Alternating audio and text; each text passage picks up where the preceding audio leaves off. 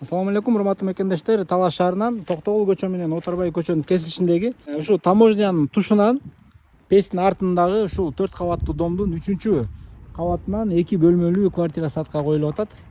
Бул жакта инфраструктураны айтып коеюн. Бул жакта номер 3-чү мектепке жакын, номер 4-чү мектепке жакын, номер 5-чү мектепке жакын.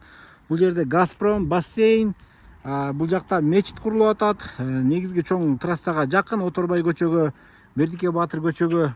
Отопление дагы центральный отопление. Жакшы, тынч район негизи туугандар бул жак. Бисмилла, биз 3-чү кабатка келдик.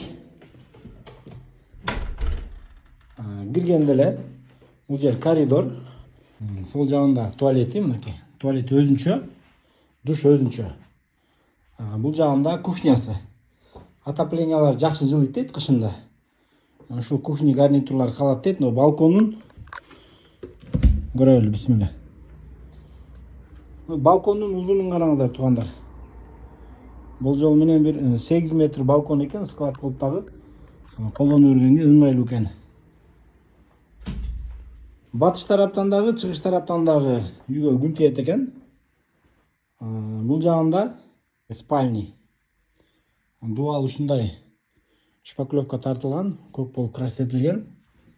Бул жагы санузел. Мына жеринде чакан шкаф бар экен. Бул жагында залы.